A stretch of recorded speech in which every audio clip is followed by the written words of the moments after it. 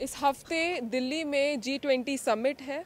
8, 9, 10 तारीख को तमाम तरह की पाबंदियां पूरे शहर में हैं और अभी हम जहां खड़े हैं ये प्रगति मैदान से कुछ ही दूरी पे, लगभग 1 किलोमीटर की दूरी पे हम खड़े हैं। भैरव मंदिर के नाम से ये जगह जानी जाती है और आप मेरे पीछे देख पा रहे होंगे कि एक डिमोलिशन ड्राइव यहाँ पे किया गया था। पीछे आप देखेंगे तो उसके रिमेन्स हमें दिख रहे हैं साफ साफ। कहीं पे किसी का कुछ सामान पड़ा है, वो मलबे में दब गया है और यहाँ अगर आप देखेंगे एक स्ट्रेच से पीछे से लेकर और दूसरे कोने तक मलबा इकट्ठा है। ये डिमोलिशन ड्राइव हमें बताया जा रहा है कि कुछ जो है 1 महीने पहले की गई, कुछ 2 महीने पहले की गई और नोटिस कुछ सर्व नहीं होता है। आते हैं बुलडोज़र लेकर और ये पूरा एरिया बुलडोज़ कर देते हैं। अब अगर हम बात करें कि इस एरिया में था क्या, तो ये पूरे स्ट्रेच में जितना हमें यहाँ के लोगों से जानकारी मिली है, कम से कम 50-60 झुग्गियाँ थी, 50-60 परिवार रहते थे जिनको रातों रात बेघर कर दिया गया। अभी हम जिनसे बात कर रहे थे लक्ष्मी चौहान, जो यहाँ पर रहती थी, उनकी दुकान थी यहाँ पर और वो झुग्गी बनाकर यहीं पर रहती थी। अब उनके पास पिछले 2 महीने से रहने की कोई जगह नहीं है। ये अगर मैं अपने कैमरा पर्सन सुमित से कहूँगी कि पीछे दिखाएं कि उन्होंने जो हमें बताया कि वो आजकल रात को कहाँ सो रही हैं। ये एक नाला है, इसके बगल में वो रात गुजार रही हैं, यहाँ सो रही हैं और उनके परिवार में उनके अलावा कोई और है नहीं, तो रात को वो गुजारा यहाँ करती हैं। अभी उनका ये कहना है कि सिलेंडर तो हम ले नहीं सकते क्योंकि सिलेंडर बहुत महंगा है, चूल्हा जलाने के लिए जगह नहीं है, नहाने धोने के लिए जगह नहीं है, सो यहाँ जाते हैं। खाने पीने के लिए हम आसपास कहीं देख लेते हैं अगर कुछ खाने को मिल पाए तो।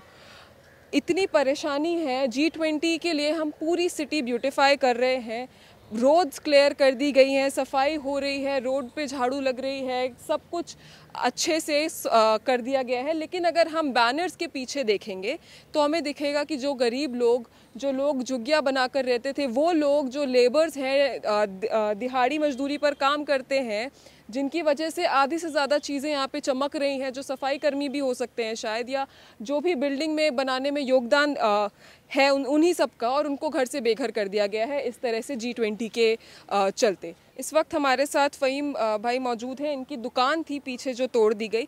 फ़हीम भाई, किस चीज़ की दुकान थी? चिकन की शॉप थी मेरी। चिकन की शॉप थी। कितना टाइम हो गया जब ये तोड़ा गया? 2 महीने हो गए। और 2 महीने से मतलब घर आपका कहाँ है? घर भी यहीं था, आप किराए पे ले रखा है। आगे किराए पे ले रखा है। तो 2 महीने से घर का खर्च और ये सब चीज़ें कैसे चल रही हैं? बस कर रहे हैं, मेंटेन तो करना पड़ेगा। अपना थोड़ा सा इधर लगा लेते, कभी उधर लगा लेते।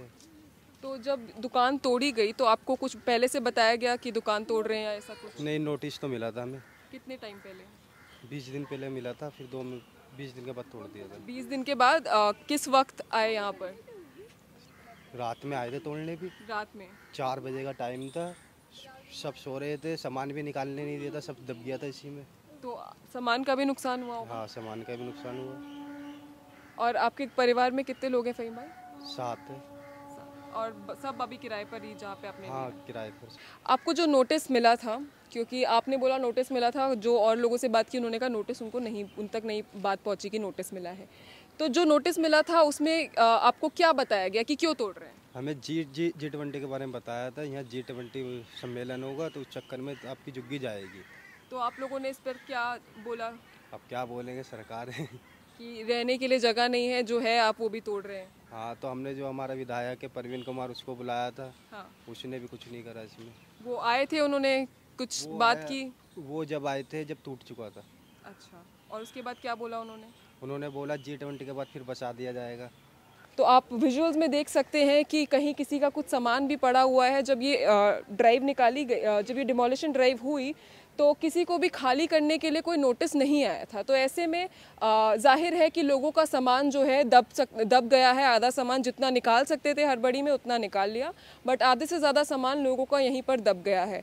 अब ये सभी लोग कहाँ रह रहे हैं, इस बात को सरकारें नहीं देखेंगी। उनके पास रहने के लिए घर है नहीं है, इस बात से सरकारों को कोई लेना देना नहीं है, क्योंकि हमें वर्ल्ड लीडर बनना है, दुनिया को दिखाना है भारत विश्व गुरु बन चुका है। हमारे प्रधानमंत्री नरेंद्र मोदी देश विदेशों में जाकर यही भाषण देते हैं कि भारत में गरीबी नहीं है, विश्व गुरु बन चुका है भारत। लेकिन गरीबी ऐसे छुपाई जाएगी तो जाहिर है कि बाहर से तो नहीं दिखाई देगी, बाहर से तो सिर्फ चमकती रोडें ही दिखाई देंगी। कैमरा पर्सन सुमित चोपड़ा के साथ कशिश सिंह, पॉलिटिक्स के लिए।